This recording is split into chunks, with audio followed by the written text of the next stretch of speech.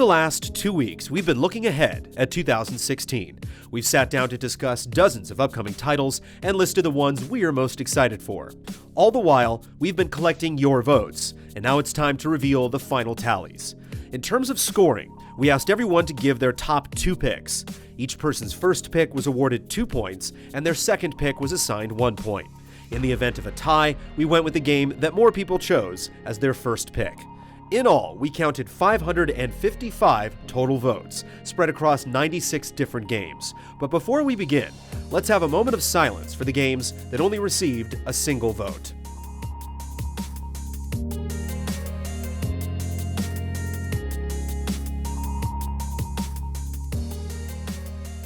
Hey, there's some great-looking games in there. At least someone stood up to vote for them. Now, in your own words, here are your most anticipated games of 2016.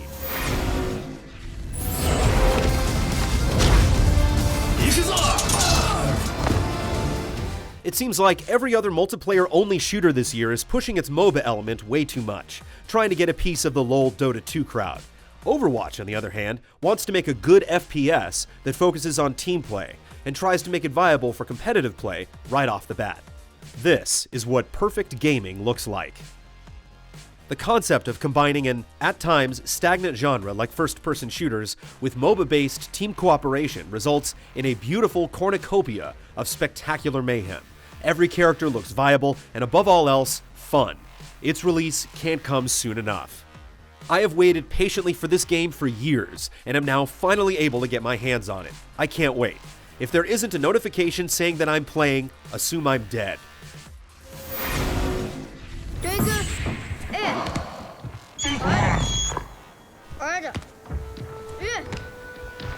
Shadow of the Colossus is one of my favorite games of all time. The setting, the atmosphere, the tone, that feeling of being such a small part of the world.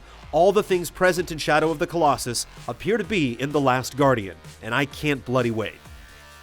Shadow of the Colossus and Eco are 2 of the most singular video games ever produced. Every asset, image, sound, and mechanic works towards a single ideal.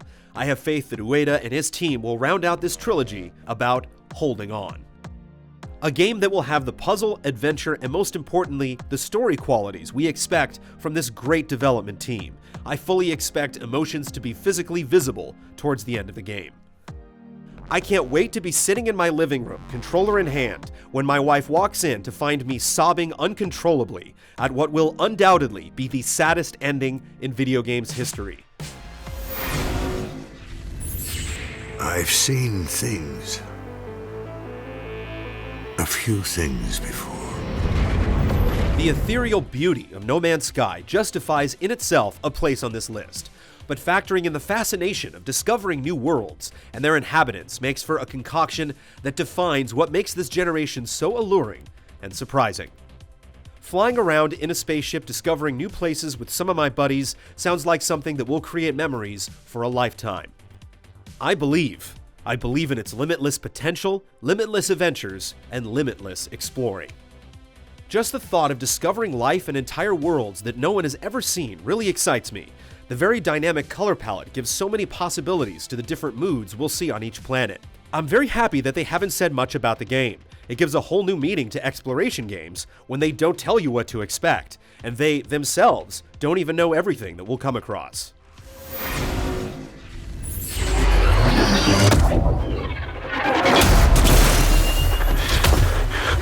It is unprecedented to have such a rich universe and backstory in a franchise, yet a completely blank slate.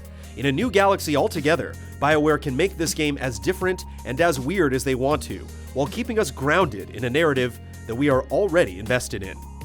Mass Effect was, in my opinion, the best series to come out of the last generation. The universe they created is just so rich and complex. I'm very glad they waited a few years with Andromeda. I'm so excited to be back in that Mass Effect universe, just exploring and discovering new planets, people, and races. I don't care what character I'm playing as or what galaxy I'll be discovering. It seems BioWare is listening to the criticism and are trying to produce the quintessential Mass Effect game that they've hinted at since the first reveal of Mass Effect 1. Andromeda is definitely my most anticipated game on the Citadel.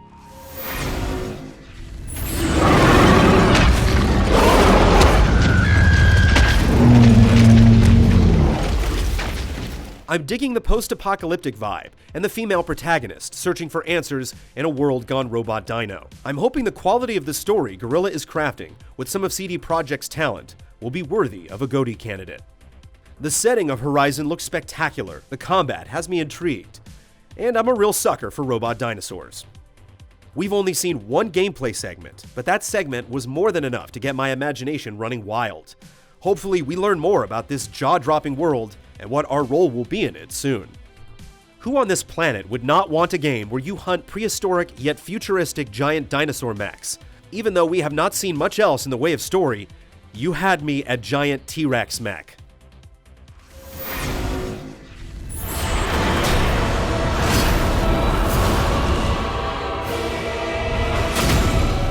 Relentless, otherworldly atmosphere with crisp, precise gameplay, I can't get enough. I couldn't understand Dark Souls 1 or 2, and then I played Bloodborne, and it all clicked. The fans were right, and I was so wrong. From Software, you sexy, twisted fucks make amazing works of art. I humbly bow before thee, and wait for Dark Souls 3.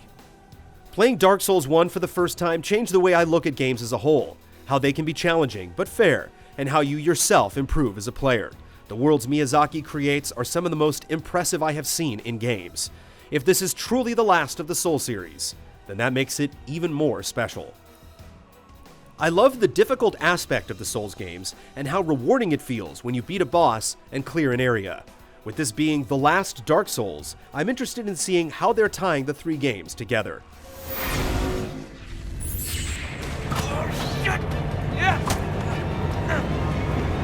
Oh, crap! It's the culmination of everything Naughty Dog has done for nearly a decade, by encompassing big action set pieces of Uncharted 2 and 3, while also having emotional character-driven scenes from The Last of Us.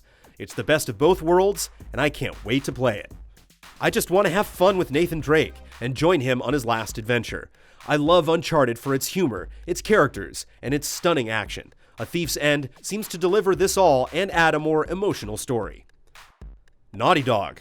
Their recent track record speaks for itself, and with it being the final chapter of one of the best franchises on any PlayStation platform, I'm sure they're going to go all out.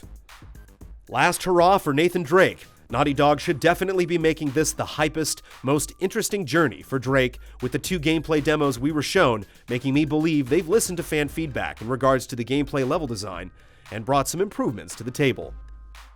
Every Uncharted game has improved upon previous releases. The gameplay has improved, the story has evolved, and somehow it has managed to keep the soul of the series. A Thief's End is going to be amazing.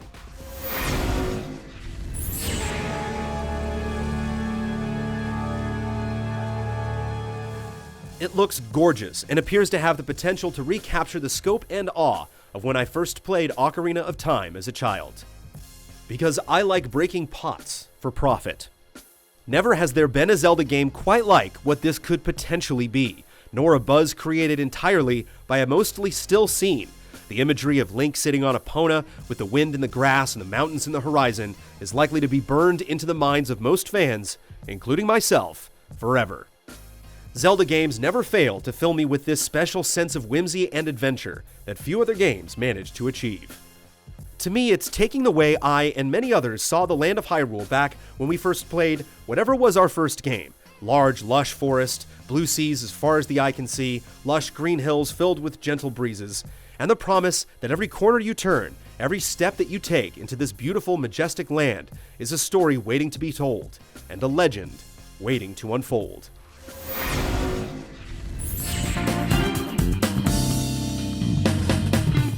After discovering the magic of Persona 3 and 4, I've become irrevocably attached to the world and systems they've constructed.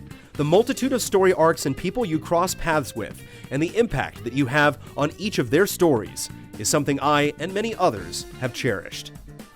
Persona 4 was a home away from home for a good couple of months to me. I fell in love with the characters, the location, their internal struggles, and their eventual coming to terms with things. I've craved another experience like it, nothing came close. Persona 5 will hopefully solve that. It's unique and amazing. Where else can you find an RPG dungeon crawler with dating simulator thrown into the mix? Really, where else? I would love to know. The Persona games are a magical ride with some of the best character development I have seen in any video game to date. Ben Moore, you magnificent bastard. I got Persona 4 based on your recommendation, and that game changed my perspective on video game characters and story. I can't wait to see what they bring to the PlayStation 4. Ben Moore! Take cover, here!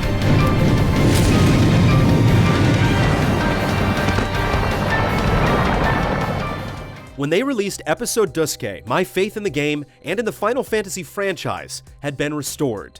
The gameplay, the size, and the look are just amazing, and I can't wait to get my hands on it. I've never finished a Final Fantasy before. I don't even like JRPGs in general, so I wasn't expecting anything from this game. Until I tried Episode Duske, that combat system made me shout, yes, I can finally enjoy a JRPG like everyone else. And suddenly, Final Fantasy 15 became one of my most anticipated titles. Been a longtime fan of the series, and Final Fantasy 15 might just be what the franchise needs to go back to its glory days. They've shown a good amount of stuff, but still so much is a mystery. Even if you're not a fan, you're probably interested to see what Square has in store. I've waited for this game since 2006, when I was 12 years old. I'm now graduated and working full-time. I literally haven't been able to be more excited for any other game since its initial announcement, and the re-reveal just made me more excited. Final Fantasy 15, because holy goose buckets, never have I ever been more hyped for a boy band ensemble. Ever. Thanks to everyone that voted and left comments. Don't miss our top 10 anticipated games of 2016. You can also sit back and enjoy the playlist for our genre-by-genre, 4-part Ultimate Gaming Preview to get a more extensive look at the year ahead. We'll see you next week for another GT Countdown.